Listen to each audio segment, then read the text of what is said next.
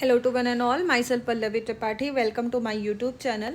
So in the last video, I just started a process of cell signaling in which I just have told you the basic steps involved in the cell signaling. Along with that, I just have told you the types, that is the autocrine, paracrine, juxtacrine, endocrine, and all these things has already been discussed by me in the previous video. You can go and see the things. So today I will let you know about the epinephrine signaling pathway. But before starting, let me tell you that in the previous video I just have mentioned that there are two type of the signals, है ना. The ligands could be of two type, extracellular as well as the intracellular, है ना.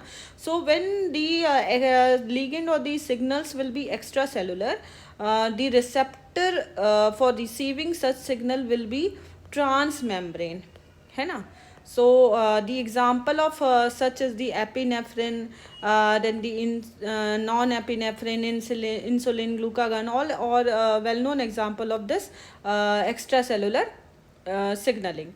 Then intracellular, if we talk of the intracellular hormones, है ना.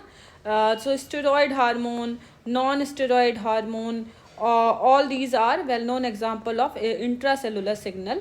So they will have their receptor either on the cytoplasm only, cytosol only, or on the nucleus. So that is the thing.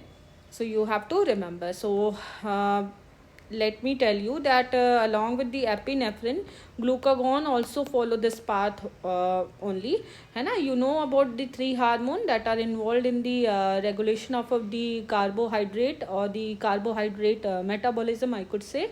So this epinephrine and the glucagon, they both are just they just have a G protein coupled receptor, G protein coupled receptor, whereas the insulin they have the tyrosine kinase receptor, है ना. So I will cover that also, but in another video.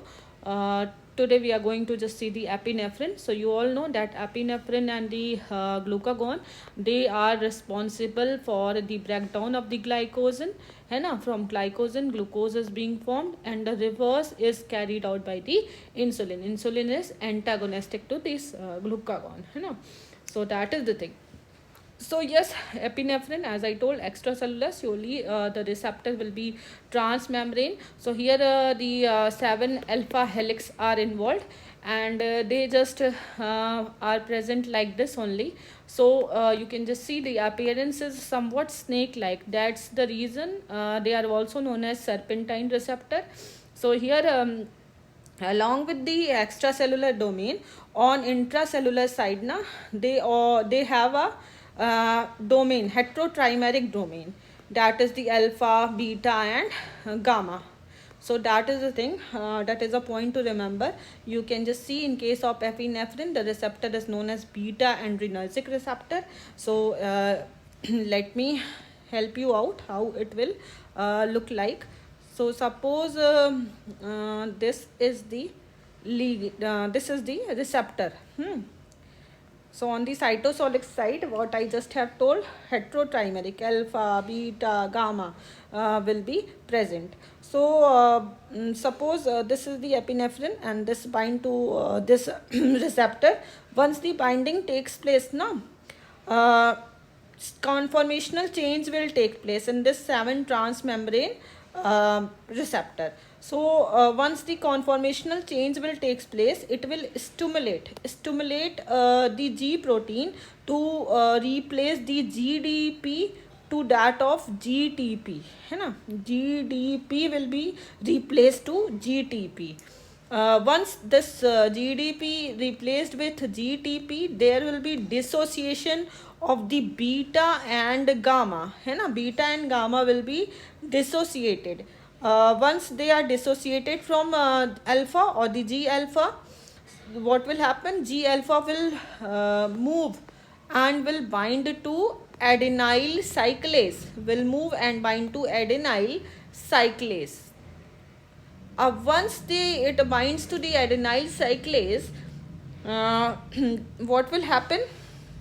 Adenyl cyclase will just start transforming the ATP to CAMP, है ना. There will be increase of the CAMPs, as I already told you that CAMP is a type of secondary messenger, है ना. Secondary messenger, this will be increased, है ना. Once it is increased, it is going to just activate another, that is the effector cell, PKA, protein kinase A. Once this protein kinase A is activated, what will happen? It will just phosphorylate the target molecule, which further will induce many cellular changes. So I hope this is clear to you.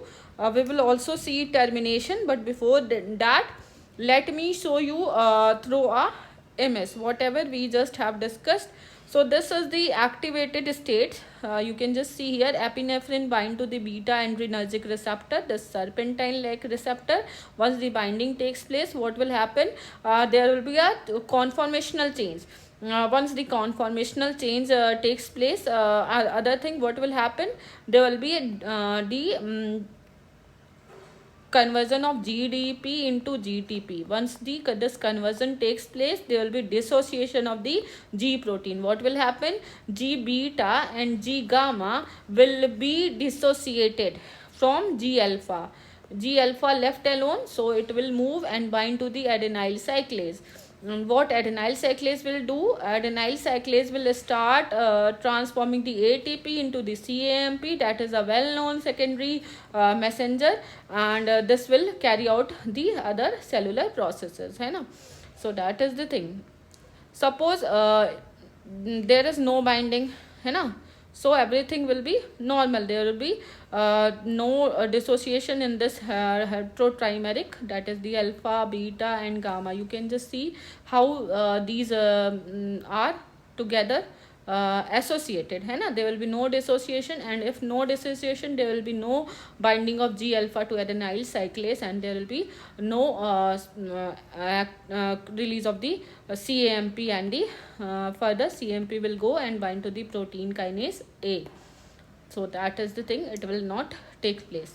So this was all about how the process is activated, but as I mentioned that once the process is activated, it needs to be terminated also at a proper time, है ना. So that is the thing. Two methods are there how it could be prevented. One, I already have told you that suppose if the epinephrine does not bind to the receptor, है ना, or dissociated due to any reason, if it is dissociated from the extracellular domain of the 7 transmembrane receptor, in that case surely the process will be terminated or inactivated. Another is the, suppose the beta adrenergic receptor kinase, there is beta adrenergic receptor kinase, and it phosphorylate the terminal end of epinephrine receptor on the intracellular site, है ना. That could terminate.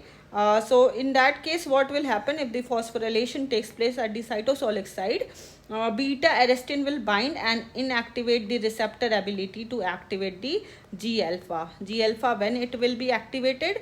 When the G beta and gamma will be disassociated. So arrestin will, what it will do? It will just beta arrestin will bind and inactivate the ability of this receptor, serpentine receptor, to activate the G alpha.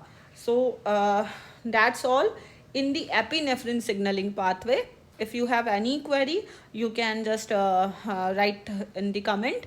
I will surely help you out. In the next video, I will let you know about the another signaling pathway, that is the phosphoinositide. We will see, and if you really find this video helpful, please like, share and subscribe. Thank you.